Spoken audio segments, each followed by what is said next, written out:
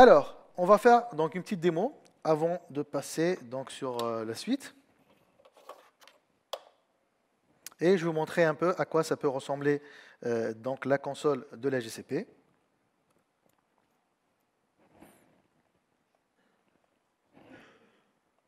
Donc la console, c'est l'application web, donc elle est reconnaissable par l'interface bleue et dans laquelle donc on peut donc consulter les hiérarchies donc de nos ressources. Donc si je regarde chez nous par exemple chez Sphere, on va voir qu'on a donc l'organisation qui est sphere.com.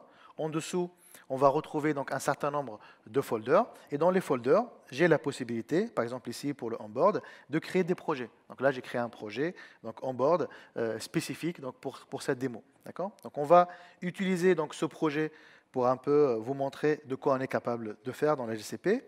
Alors, dans l'accueil, vous avez certaines infos qui vont identifier votre projet, en l'occurrence le nom du projet, qui est un label. Le Project ID, qu'on sera fréquemment, même souvent, amené à utiliser, c'est l'identifiant unique de votre projet. Et à la fin, vous trouvez le Project Number, qui est juste un ID interne généré par Google. D'accord ? Bien sûr, avec une dashboard qui va comprendre un résumé par rapport aux ressources. Donc là, je vois que j'ai par exemple 4 instances qui tournent sur mon projet. Donc là, vous avez aussi le burger qui vous permet d'accéder aux différents menus qui sont regroupés par spécialité. Donc là, on a les produits d'ordre général, on a tout ce qui est compute, donc les environnements d'exécution, on a les produits de stockage, les produits réseau, Stackdriver, donc c'est la suite des outils de monitoring, quelques outils donc pour faire du build, pour gérer plusieurs tâches, les outils big data, et à la fin, tout ce qui est intelligence artificielle avec les outils de machine learning. Et on va retrouver prochainement quelques API ou quelques produits qui appartiennent à des partenaires, type Kafka Confluent, type Elasticsearch, type MongoDB, qui vont demain être accessibles directement dans la console et facturés au sein de votre facture globale GCP. D'accord ? Alors, on va aller consulter donc les instances. Donc là, tout ce qu'on peut faire à travers la console, on peut le faire aussi, comme on l'a dit, à travers les Cloud SDK ou l'API. Donc c'est ce qu'on va essayer de faire. Donc là, moi, j'ai juste en fait affiché la liste de mes instances au sein de mon projet. Donc je vois que j'ai 4 instances. Je vais essayer de faire la même chose avec le Cloud Shell. Donc pour l'activer, vous avez un bouton en haut à droite. Donc là, il va provisionner donc la machine virtuelle qui va me permettre donc d'interagir de façon programmatique avec mon projet. Donc je vais agrandir un peu, peut-être. Et donc là, j'essaie de lister les mêmes machines. Donc je vais faire gcloud. Si vous vous rappelez, on a dit que c'était la commande home. Le produit, c'est compute, puisque pour compute engine. Et la ressource, c'est les instances. Donc instances. Et le verbe, c'est lister, tout simplement. Donc vous allez voir, donc il y a une nomenclature qui vous permet, même si vous ne les connaissez pas par cœur, de pouvoir deviner à quoi correspond la commande. Donc là, je vais lister par rapport à mon projet. Donc là, je vais retrouver les mêmes informations, donc les 4 instances que j'avais créées. Donc j'ai fait exprès donc, de les créer dans des régions, des zones différentes. Donc là, j'ai des machines qui sont en Asie, en Australie, en Europe et aux US, qui sont regroupées au sein d'un même projet.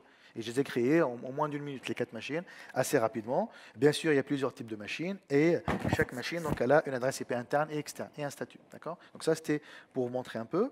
On peut aussi vous montrer donc, à travers l'API Explorer. Donc là, vous cherchez juste sur Internet, donc sur Google, API Explorer. Donc là, vous intéressez sur cette application. Et comme je vous ai dit tout à l'heure, donc on a des API pour plein de produits dans Google Cloud, que ce soit des produits GCP ou des produits G Suite, par exemple Calendar API, mais aussi, si on va tout en bas, YouTube Data API. Si je veux consulter, par exemple, les nombres de vues pour un compte bien spécifique ou pour un chanteur bien spécifique, donc là, vous pouvez aussi l'utiliser. Donc là, nous, pareil, ce qui va nous intéresser, c'est l'API Compute Engine. Donc on va la chercher. Donc là, on va retrouver, donc on va prendre la version stable, donc la V1, et je vais chercher donc la méthode instances. .list. Donc c'est à peu près la même nomenclature qu'on va retrouver aussi dans les différentes méthodes HTTP qui sont disponibles. En l'occurrence, dans notre cas, pour cette méthode, on va donner donc le project ID. Donc je peux le récupérer de plusieurs façons. Donc là, je peux juste récupérer le project ID ici. Je vais le mettre. Par contre, là, je suis obligé de donner une zone. Donc là, je vais juste récupérer la machine qui est dans Europe Ouest 1B, qui correspond à la Belgique. Et donc là, vous voyez à côté de chaque champ, donc déjà on voit quels sont les champs qui sont obligatoires, qui sont en rouge. On voit aussi la description de chacun des champs. Donc, de quel type, quelles sont les contraintes. par exemple une regex ou la longueur, par exemple, du champ, combien on peut prendre de caractères. Donc c'est exactement la même chose qu'on peut avoir dans un Swagger. Et après, on va autoriser et exécuter donc notre requête, notre appel API. Bien sûr, il nous demande toujours l'identité. C'est quelque chose qu'on va retrouver partout. Et donc là, on va retrouver notre machine qui est l'instance 2, qui est la seule au niveau de Europe Ouest 1B. Si vous vous rappelez, la seule machine qu'on avait en Europe Ouest 1B, c'était instance 2. D'accord? Donc, on a fini donc, avec cette partie de création de projet, d'exploration et différentes façons d'interagir avec la GCP.